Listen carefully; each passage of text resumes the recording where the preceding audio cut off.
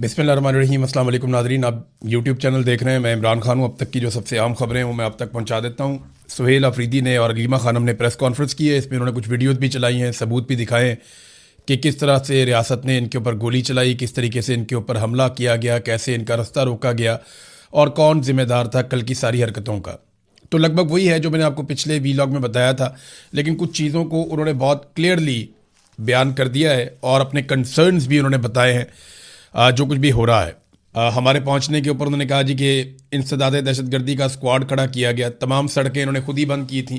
मैं उनसे ये कह रहा था कि आप रास्ते बंद ना करें, मुझे जाने दें, क्योंकि आप 4 करोड़ अवाम के नुमाइंदे को रोक रहे हैं।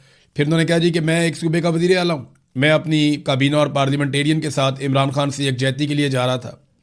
ना कोई एहतजाज हम करने जा रहे थे, ना कोई जलसा करने जा रहे थे, ना ही हमने कोई ऐलान किया था, लेकिन इसके बावजूद इन्हें पता नहीं किस चीज़ का खौफ था। उन्होंने इस्लामाबाद की मेन हाईवे बंद कर दी और पूरे पाकिस्तान के लोगों को तकरीबन 10 से 11 घंटे तक मुसलसल तकलीफ़ में रखा। अब जनाब वो कह रहे हैं दहशतगर्दी वाली पुलिस और स्क्वाड के साथ आप डील कर रहे हैं अरकान असम्बली को, जो आवाम के मुंतखब नुमाइंदे हैं। फिर वो सूबा जो पाकिस्तान को सस्ती बिजली दे रहा है, वो सूबा जो पाकिस्तान को मादनियात दे रहा है, वो सूबा जो कुदरती वसाइल फराहम कर रहा है, उसके बदले में क्या मिल रहा है? पंजाब हुकूमत ने हम पर गंदम बंद कर दी है, वफाकी हुकूमत ने हम पर गैस बंद कर दी है, रियासत हमें हमारा हिस्सा नहीं दे रही, ना NFC में हमारा हिस्सा दिया जा रहा है, ना NHP में, ना दीगर वसाइल, हमें कोई हिस्सा हमारा मिलता ही नहीं है। मुंतखब नुमाइंदों को डंडे मारे गए, हमारे MNA को गिरफ्तार किया गया, अनवर ताज को, शफकत ऐवान साहब को भी गिरफ्तार किया गया, हमारे पार्लियामेंटेरियन पर सीधी गोलियां चलाई गई, हमारा एक दोस्त जख्मी है, इसके कंधे में अभी भी गोली लगी हुई है। तो वहाँ भी मैंने पुलिस अफसरान से कहा कि आप चाहते क्या है? क्या आप नफ़रतें बढ़ाना चाहते हैं? आपका मकसद पाकिस्तान को तोड़ना है या जोड़ना है? क्योंकि ये रवैया कौमी यकजहती को नुकसान पहुँचा रहा है।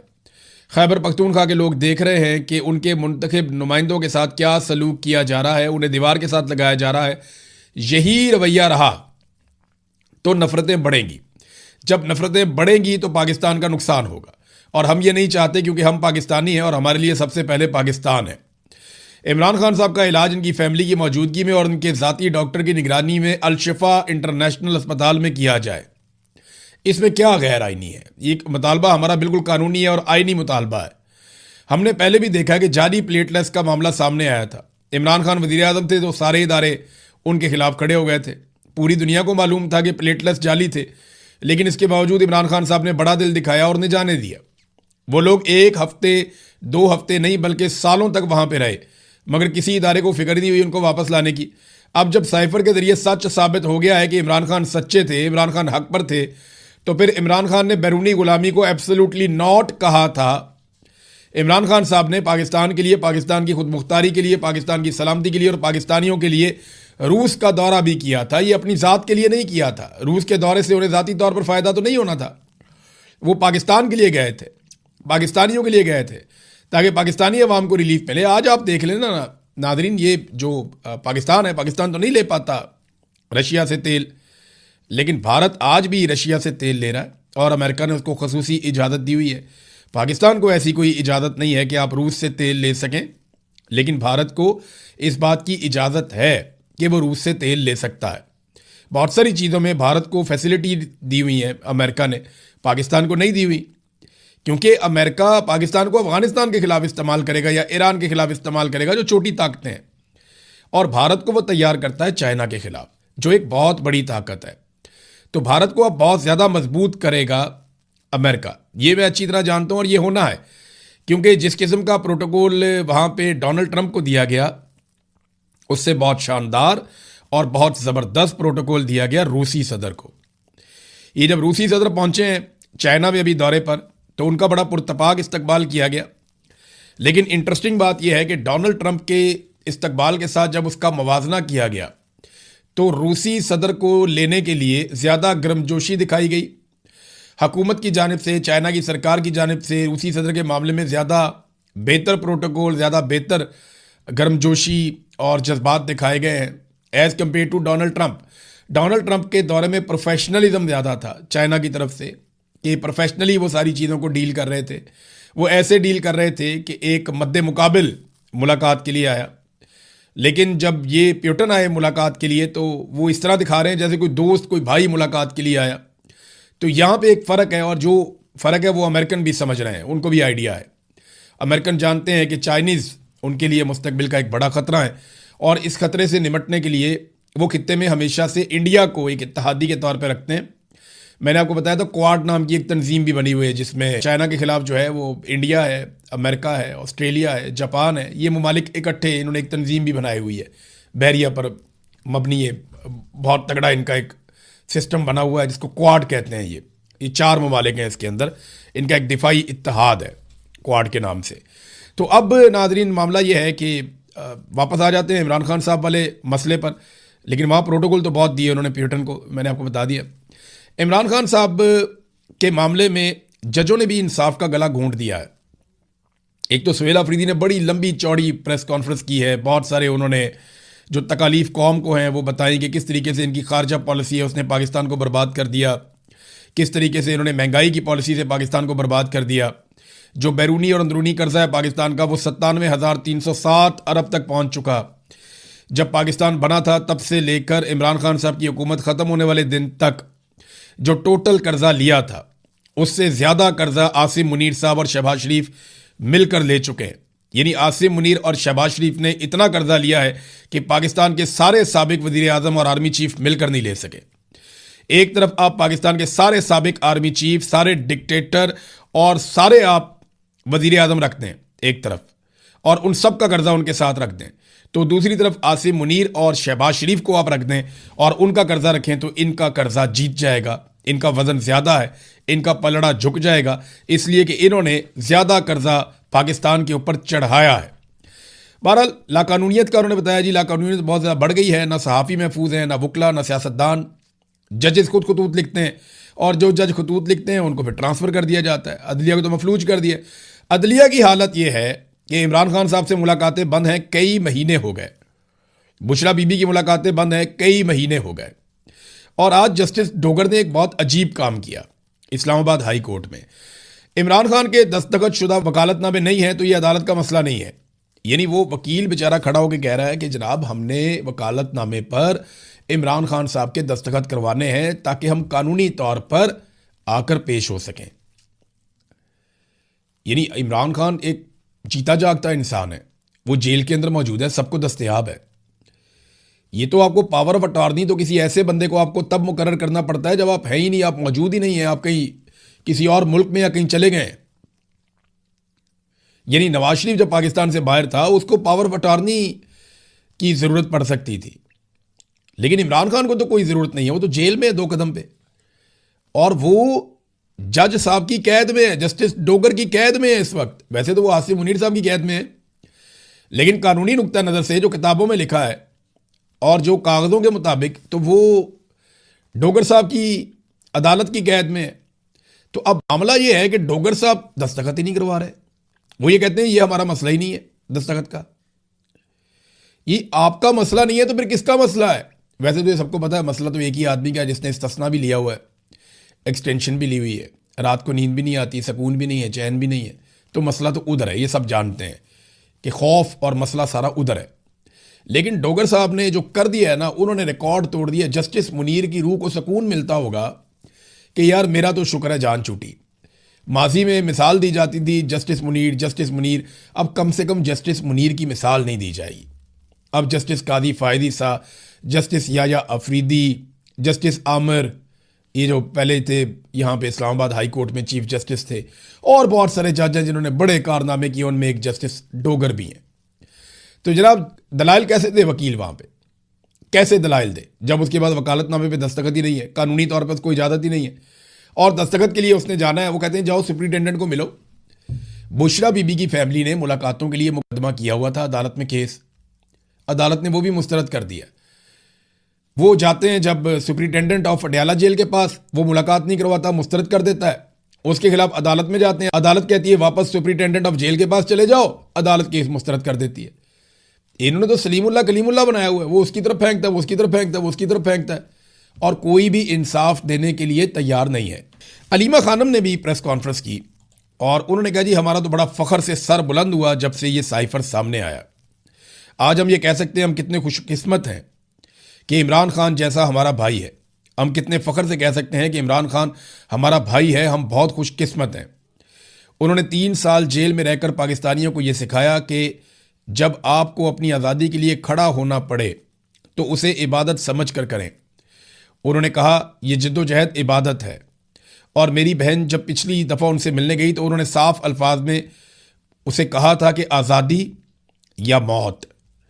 वो आप लोगों के लिए एक मिसाल कायम कर रहे हैं, वो खुद मिसाल बने हुए हैं कि आज़ादी कितनी कीमती चीज़ है।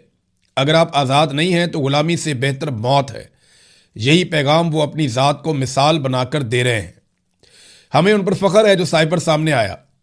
मैं हर पाकिस्तानी से कहूँगी इसे गौर से पढ़ें। हमें भी इसकी तफसीलात मालूम नहीं थी। हमें तो सिर्फ वो एक पैराग्राफ मालूम था जो इमरान खान ने अदालत में भी कहा और मीडिया पर भी बयान किया। लेकिन जब हमने पूरा साइफर पढ़ा तो मैं कहूँगी कि अगर पहले हमारा सर फ़ख्र से बुलंद था तो अब आसमान तक पहुँच गया है। पाकिस्तान का कितना अजीम लीडर है। दुनिया कहाँ ऐसा लीडर देखेगी जिसका साइफर ही इसकी गवाही दे रहा है। यानी इमरान खान साहब ने जो 4 साल पहले कहा वो गवाही सामने आ गई। जर्नैलों ने जो बैठ के टीवी के ऊपर कहा या नेशनल मीडिया के ऊपर जर्नैलों ने जो जो कहानियाँ सुनाई वो सारी झूठी साबित होगी। और मज़े की बात आप ये देखें कि कोई भी मीडिया इसके ऊपर बात ही नहीं कर रहा। कोई नहीं पूछ रहा कि जनरल बाजवा ने झूठ क्यों बोला, जनरल बाबर इफ्तिखार ने झूठ क्यों बोला, जनरल नदीम अंजुम ने ये सारी चीज़ें क्यों की, ये लोग झूठ क्यों बोल रहे थे, DGISPR ने झूठ क्यों बोला, ये जर्नैल और ये सियासतदान सारे झूठ बोल रहे थे साइफर के मामले पर, कौम को गुमराह कर रहे थे। पाकिस्तान का मीडिया उन्हें अकाउंटेबल नहीं कर रहा। सुहेल आफरीदी ने ऐसे उंगली उठाई पुलिस वाले की तरफ। अब यहाँ मैं अब बरतानिया में हूँ, आपके पास जो कानून चलता है वो यहीं से आपने ड्राइव किया हुआ है ना। ह्यूमन राइट्स को भी आप यहीं से सीखते हैं, यूरोप से, बरतानिया से। यहाँ जो मर्जी छोटा सा बच्चा निकलता है, निकल के पुलिस वाले को ऐसे करता है अगर पुलिस वाला ठीक काम नहीं कर रहा। ये 1 सेकंड के अंदर सीधे हो जाते हैं। और यहाँ पे पुलिस को स्पेशली तरबियत दी जाती है कि उन्होंने होल्ड करना है, अपने आप को बर्दाश्त करना है, क्योंकि वो लोगों के सर्वेंट हैं, मुलाजिम हैं। वहाँ पुलिस को तरबियत दी जाती है कि मारो, डंडे कुटो, ताकतवर के सामने आपने सर झुका देना है, एस्टेब्लिशमेंट जिसके खिलाफ है उसको आपने तबाह बर्बाद कर देना है। वहाँ तो पुलिस की ये तरबियत है। यहाँ जो है वो आप देख लें, हर आदमी बराबर है उनकी नज़र में। आपके साथ कोई ज्यादती करे, आप खड़े होकर वहीं पे पिन पॉइंट कर सकते हैं, आप डांट सकते हैं, आपके पास ये इख्तियार, आप सवाल कर सकते हैं। यहाँ पुलिस से करना है, आर्मी चीफ से करना है, वज़ीर आज़म से करना है, जो आपके हत्थे चढ़ जाए आप सवाल करें। कोई आपके ऊपर केस नहीं बनेगा, कोई आपको कुछ नहीं कह सकता। नहीं समझ आती है उनका कानून, गूगल करके देख लें, उनको तहफ़्फ़ुज़ है हर चीज़ का, आज़ादी है इज़हार राय में। तो हमजा शहबाज ने भी तो उंगली उठाई थी ऐसे करके पुलिस वाले पे, उस उंगली का कभी किसी ने तस्करा नहीं किया। और भी बहुत लोग हैं, शहबाज शरीफ की भी उंगल होती थी, वो भी उठाता था, कभी किसी ने तस्करा नहीं किया। मरियम नवाज बतौर मुलजिमा जाती थी तो पुलिस वाले उनको सलूट मारते थे, ज़मीन से चीज़ें उठा के देते थे, उसको भी किसी ने कभी तस्करा नहीं किया, रोला नहीं डाला। तो यहाँ पे वो पुलिस वाले को कह रहा है कि क्या तुम मुल्क तोड़ना चाहते हो, नफरत क्यों बढ़ा रहे हो, तो इसके ऊपर रोला डाल दिया। उन्हें गोलियां लगी है, उसके ऊपर कोई नहीं पूछ रहा। उन्होंने उंगली के साथ इशारा करके अपनी आवाज़ उठाई है तो कह रहे जी उंगली क्यों उठाई है। हद नहीं हो गया वैसे पाकिस्तान में, हद ही हो गई वैसे। ह्यूमन राइट्स तो बिल्कुल पाकिस्तान में ख़त्म ही हो गए हैं और हालात पाकिस्तान के बद से बदतरीन होते चले जा रहे हैं, क्योंकि एक के बाद एक रिकॉर्ड मौजूदा हुक्मरान तोड़ रहे हैं। मिसाल के तौर पे ये आप देखिए, आसिम मुनीर और शहबाज शरीफ साहब ने, मैंने आपको बताया, कर्जे का रिकॉर्ड तो ले लिया। अब ये अगली खबर लें आप। पिछले साल की निस्बत इस साल जो पाकिस्तान में गैर मुल्की सरमायाकारी आई है वो 46 गुना कम है। 46% नहीं कह रहा मैं, 46 गुना कह रहा हूं मैं, 46 टाइम्स। यानी जो पिछले साल सरमायाकारी आई थी उसको ज़रब दे दें 46 से, तो इतनी कम सरमायाकारी इस साल पहले 10 महीनों में आई है। क्यों पता है? काम ही कोई नहीं हो रहा पाकिस्तान में। जो जुल्म, बर्बरियत, फस्तायत, अदालतें भी यरगमाल, सारा सिस्टम इन्होंने ऐसा काबू किया कि कोई इस सिस्टम के अंदर पैसे लगाना ही नहीं चाहता। लोग उल्टा पैसे निकाल निकाल कर लेकर जा रहे हैं। अच्छा, जो 2025 में थी वो 2024 से कम थी, जो 2024 में थी वो उससे पहले से कम थी। तो ये लगातार गिरावट आ रही है। इन्होंने 50 साल के सारे रिकॉर्ड तोड़ दिए हैं कम तरीन सरमायाकारी के, और गैर मुल्की सरमायाकारी तो अब ना होने के बराबर है। मीडिया ये बातें आपको नहीं दिखाता। क्यों नहीं दिखाता? इसलिए कि वफाकी हुकूमत ने इलेक्ट्रॉनिक और प्रिंट मीडिया को 9.5 अरब रुपए के इश्तिहारात दे दिए। 950 करोड़ मीडिया में बांट दिया इन्होंने। ये वो पैसा है जो सीधा सीधा बांट दिया। और वैसे जो मफादात, जो फ़ायदे मीडिया के बड़े बड़े मालिकान, बड़े बड़े लोग जो फ़ायदे लेते हैं, जो अपने काम निकलवाते हैं, जिनमें वो अरबों रुपया कमाते हैं, वो इससे हटकर है और वो इससे अलग है। पाकिस्तान के हर मीडिया मालिक का कोई ना कोई ऐसा बिजनेस है जिसमें वो बहुत पैसा बना रहा है, और वही असल चीज़ है जहां से पाकिस्तान की मिलिट्री एस्टेब्लिशमेंट ने गिच्ची से पकड़ा हुआ है उस मालिक को और पूरे मीडिया को। किसी मीडिया का मालिक है, उसकी और बहुत सारी कंपनियां, फैक्ट्रियां हैं।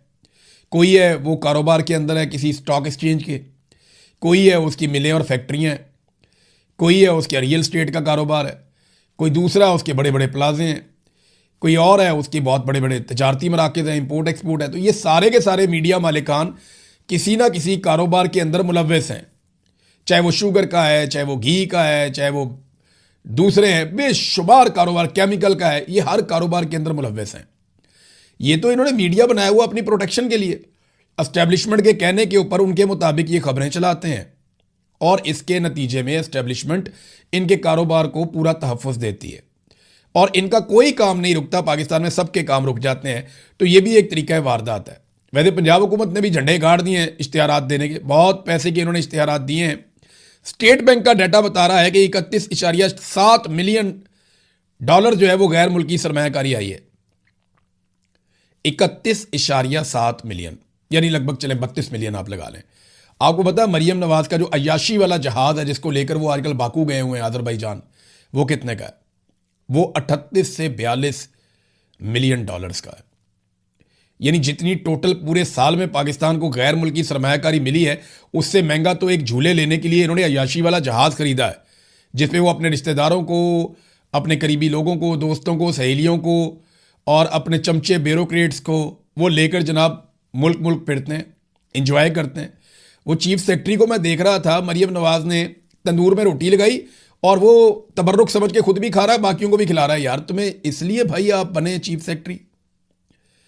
यार आपने कितनी तालीम हासिल की है, आपने सीएसएस का इम्तिहान पास किया, आपने एक लंबी सर्विस है आपकी पीछे, और आप अपने साथ बाकी ब्यूरोक्रेट्स को भी सिखा रहे हैं कि नालायक और नाहल लोग जिनके ऊपर करप्शन के बड़े घटिया इल्ज़ामात हैं, जिन्होंने जाली डीड्स जमा करवाई हुई है, जाल साजियां की हुई हैं, जो आज तक मनी ट्रेल नहीं दे सके, उन लोगों की चाकरी करनी है, ये सिखा रहे हैं आप बाकी ब्यूरोक्रेट्स को। इंतहाई नामुनासिब रवैया है और बहुत ही मायूसी हुई ये देख के। नादरीन, भारत के लिए बड़ी अच्छी खबर अमेरिका की तरफ से और पाकिस्तान के लिए उतनी अच्छी नहीं है। देखें, डोनाल्ड ट्रंप ने पाकिस्तान को क्या दिया? सिर्फ भारत को थोड़ी बहुत बातें सुना दी और ये कह दिया कि मेरा फेवरेट फील्ड मार्शल, ओ मेरा फेवरेट वजीर आजम, ओ मुझे बड़ा प्यार है इनसे, मुझे बहुत प्यारे लगते हैं।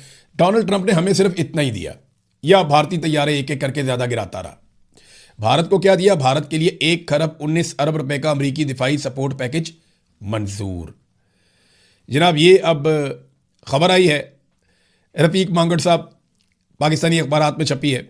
वाशिंगटन और न्यू दिल्ली में बर्फ पिघल गई, कशीदगी के बाद अचानक बेहतरी, ताल्लुकात में बड़ा यू टर्न, अपाची हेलीकॉप्टर के लिए 55 अरब और दीगर के लिए उनके मुआहदे शुआहदे हो रहे हैं। अभी अमरीकी वजीर खारजा भारत में भी जा रहा है, मार्को रूबियो। तो ये भारत के साथ तो अमेरिका हर तरह की फैसिलिटी करता है, हर तरह की सहूलत उनको देता है, पाकिस्तान को नहीं देता। पाकिस्तान को सिर्फ आसरा देता है और पाकिस्तान उसके बदले में अपना पूरा का पूरा मौक़िफ़, अपना नैरेटिव, अपनी कौम की कुर्बानी तक दे देता है। क्योंकि यहां पाकिस्तान के अंदर मिलिट्री एस्टेब्लिशमेंट और जर्नैल डील करते हैं अमेरिका को, और इंडिया के अंदर सियासतदान डील करते हैं। सियासतदानों ने पब्लिक में जाना होता है और जर्नैलों ने सिर्फ और सिर्फ बंद कमरों में फैसले करने होते हैं। तो ये एक फ़र्क है जो था और जो रहेगा। नाज़रीन, वुकला ने सुप्रीम कोर्ट की तरफ एक मार्च किया और वहां पे उन्होंने एहतजाज किया। अदालतों